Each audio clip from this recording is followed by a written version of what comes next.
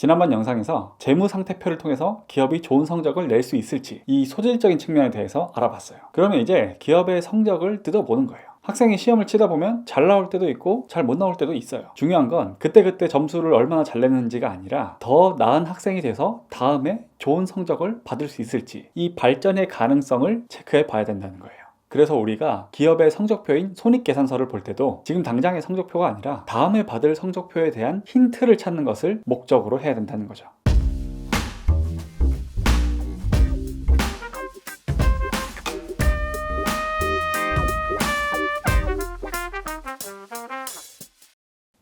안녕하세요, 제이슨입니다. 미래 완료형 자본가 여러분 반갑습니다. 제가 화면 배경을 좀 바꿔봤어요. 내용 전달에 도움이 될 것 같으면 계속 이대로 가고 아닌 것 같으면 원래대로 돌아갈 겁니다. 손익계산서, 성적에 대한 부분이고 우리가 이익, PER에 대해서 알 수 있는 부분이라고 얘기를 했었죠. 바로 화면으로 넘어가 보겠습니다. 손익계산서에서 제일 핵심적인 개념 세 가지는 매출액, 영업이익, 당기순이익이에요. 이미 다들 알고 계시겠지만 짧게 한 번만 복습해보죠.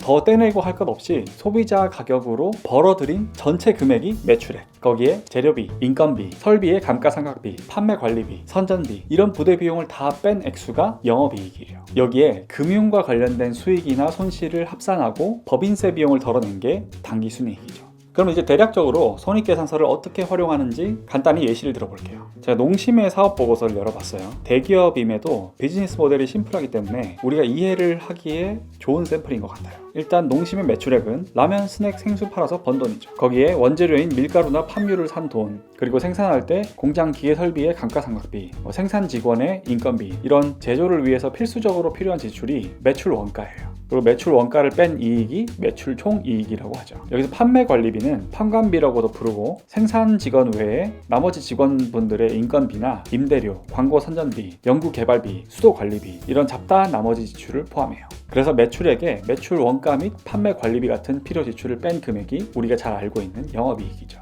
오늘 이 5가지 항목만 해볼게요. 이 항목들을 표에서 긁어와서 5년치 분기별 항목을 다 모아서 길다란 엑셀 시트를 만들어 볼게요. 여기에 밑에 항목 2개를 추가해서 매출액 대비 매출 총이익률, 그 다음에 매출액 대비 영업이익률도 구해볼 거예요. 이렇게 표로 해서 쭉 보면 1분기와 4분기의 실적이 좋고 2분기에는 별로 좋지 않다는 걸 알 수 있어요. 아무래도 라면이라는 제품 특성상 추운 날씨에 인기가 더 많고 더운 날씨에는 인기가 좀 사그러드는 그런 계절성을 갖고 있다는 것을 알 수가 있죠. 그런데 15년 실적을 보면 영업이익률이 굉장히 높고 주가도 1년 내내 상승했다는 것을 확인할 수 있어요. 반면에 16년부터는 쭉 하락했고 17년, 18년 주가도 시원찮은 편이고요. 15년만큼의 영광스러운 이익률이 나오지 않는다는 것을 알 수가 있어요. 자, 우리가 이렇게 과거의 손익과 주가의 변화를 확인해보고 무슨 일이 있었을까? 이 부분을 궁금해할 필요가 있어요.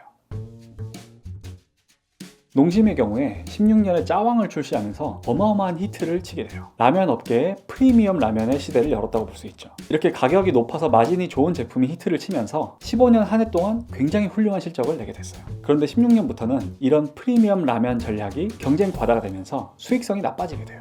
연결 재무제표 주석에 들어가서 판관비, 판매비와 관리비의 세부 내역을 검색할게요. 그러면 여기 광고 선전비라는 항목이 25억 수준이라는 것을 알 수가 있어요. 과거 숫자를 뒤져보면 분기 평균 20억 이하였던 선전비가 20억 중반으로 크게 증가한 것을 알 수가 있어요. 그러다 보니까 영업이익률이 나빠졌고 그 와중에 사드 문제 때문에 중국 수출도 타격을 입었고 오뚜기나 삼양 같은 경쟁자들에게 점유율도 조금씩 뺏기면서 18년 2분기에는 10억도 안 되는 초라한 성적을 기록하게 돼요. 자연히 주가도 저점을 찍으면서 PBR 기준으로는 10년 이내의 최저치를 기록하게 됩니다. 그런데 요새는 분위기가 조금씩 살아나고 있어요. 일단 크게 2가지 요소, 국내 점유율 회복과 해외 매출 증가라는 호재가 알려졌어요. 과거에 프리미엄 히트작에 치중하던 전략에서 벗어나서 다양한 가격대의 다양한 상품을 빠른 호흡으로, 마치 SPA 브랜드가 옷 디자인을 다양화하고 빠르게 출시를 하면서 트렌드를 선도해 나가는 그런 전략을 쓰고 있는 것 같아요. 이런 전략이 잘 먹힐지 그 부분을 우리가 관찰할 필요가 있고요. 그리고 해외 매출이 계속해서 꾸준히 늘어나는지, 그 과정에서 지나친 마케팅 집행이 생기지는 않을지, 그리고 라면의 원재료인 소맥과 팜유 이런 것들의 가격은 어떻게 변할지, 이런 다양한 변수들을 살펴보면서 미래의 실적을 예측해 보는 거예요. 자, 농심이 더 좋아지려면 어떻게 돼야 될까요? 예전에 제가 PQC에 대해서 말씀드렸던 거 기억나시나요? P는 프라이스예요. 자, 다행스럽게도 작년에 전체적으로 라면과 스낵 가격이 인상됐어요. 그렇기 때문에 16년이나 17년에 비해서 P에 대한 부분은 개선됐다는 것을 알 수가 있죠.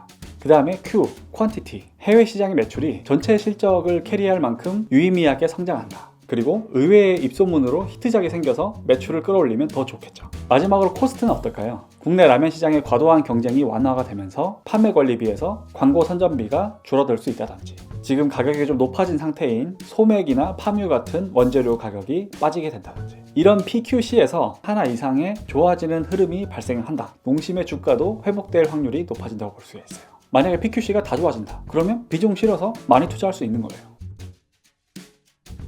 이제부터 해야 될 건 잘 나가던 시절에 농심에 관련된 기사를 훑어보고 농심을 정기적으로 연구하는 음식료 관련 애널리스트 분들의 리포트를 확인할 수도 있겠죠. 그리고 라면의 원재료인 소맥이나 팜유의 가격이 어떻게 변동하고 있는지 그런 통계 자료를 찾아볼 수도 있겠죠. 이렇게 숫자의 변화와 주가의 변화를 긴 시간축으로 확인하면서 좋았던 때와 안 좋았던 때를 나누고 각각의 시기에 영향을 준 요소가 무엇이었는지, 그리고 지금은 어떤 상황에 있는지, 앞으로는 어떤 식으로 변해갈 것인지, 이 부분들을 조사하는 과정이 기업 분석의 일반적인 형태라고 보시면 됩니다. 굉장히 어려워요. 부지런하게 찾아봐야 되고 정확히 맞추는 것도 불가능해요. 그런데 정확히 맞추는 게 중요한 게 아니라 크게 틀리지 않는 게 중요해요. 우리는 정확한 주가를 맞추는 게 아니라 주가의 방향성을 맞추는 거예요. 이런 사실 수집을 통해서 방향성이 좋아진다는 것을 찾아냈고, 그 와중에 지금 가격이 굉장히 저렴하다. 그러면 긍정적인 미래를 기대할 수가 있겠죠. 그런 판단의 과정을 거쳐서 정말 살만한 주식이라는 판단이 섰을 때 그때 주식을 사고 기다리는 거예요. 그래서 우리가 특정 기업의 주식을 매수할 때까지 준비의 시간을 충분히 가져야 돼요. 보통 매도에 대한 인내심은 다들 인지를 하고 계시는데, 사실 투자 아이디어의 성공 확률을 높이려면 이 매수에 대한 인내심을 더 연마를 하셔야 돼요. 매수를 하기까지 기다리는 과정에서 최대한 많은 팩트를 수집하고 투자 아이디어를 세우기 위해서 많은 고민을 해야 되는 거죠. 제가 준비한 내용은 여기까지고요. 저는 다음 시간에 뵙겠습니다.